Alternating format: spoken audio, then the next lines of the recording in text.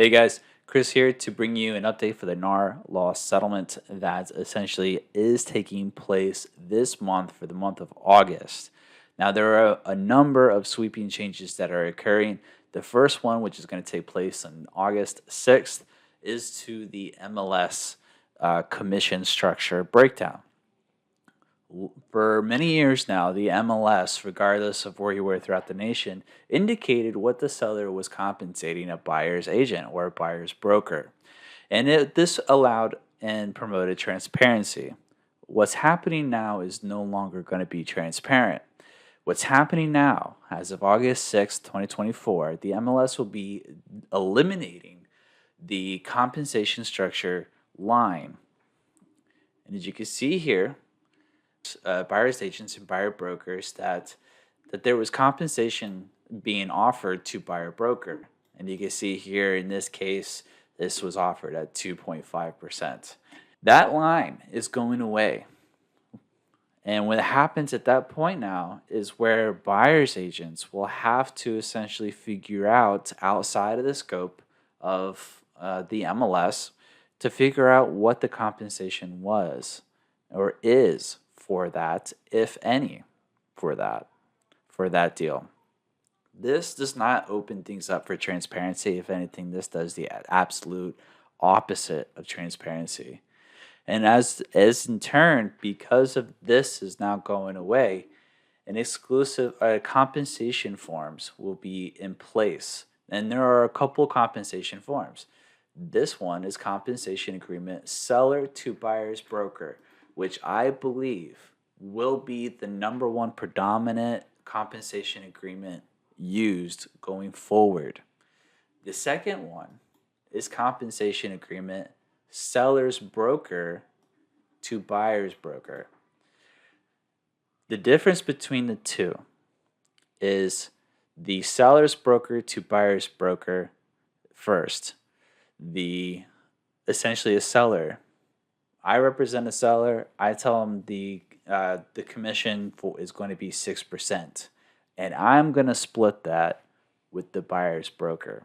And honestly, this is how it's always been to our listing agreements. Our listing agreements have always been a singular compensation, and then the seller authorizes the listing broker to cooperate with a cooperating broker and split that commission.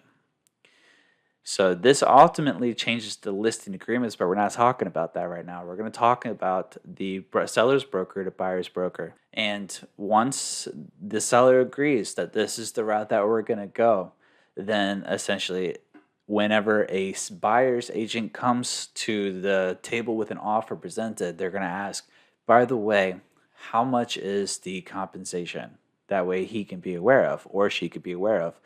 And then it's like, okay, here it is. Here's the buyer-broker agreement. It is going to be X% or even a flat fee, whatever is negotiated, essentially between the seller and the listing broker. What I believe is going to be the most common will be the seller to buyer's broker, meaning it is going to be negotiated.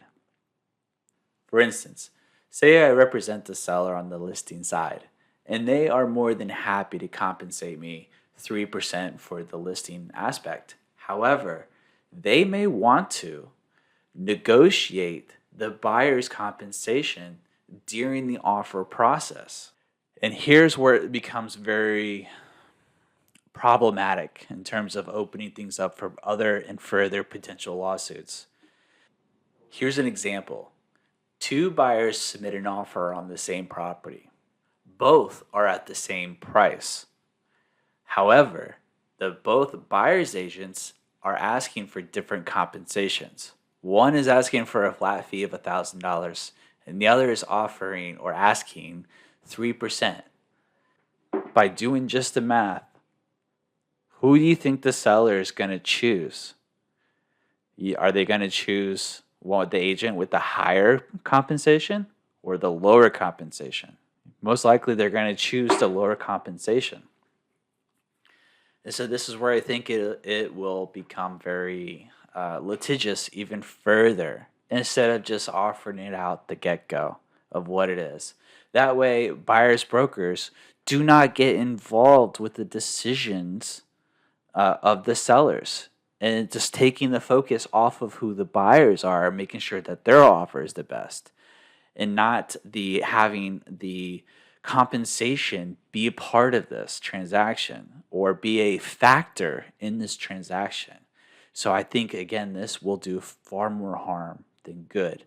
And I do believe the seller to buyer broker will be the predominant way to go, because at the end of the day, sellers sell off of business, not so much as personal or emotional. They sell because they have to, and therefore it's a business decision. Whereas buyers buy typically emotionally. Majority of buyers, they're going to be living into this for a very long time. They're going to be spending a lot of money. This is very much emotional versus a business. So it's going to be very interesting to see how this plays out. And this is just one of the multiple other sweeping changes that are coming and occurring to the entire industry as a whole, that for under the guise of transparency for buyers only hurts in a negative way.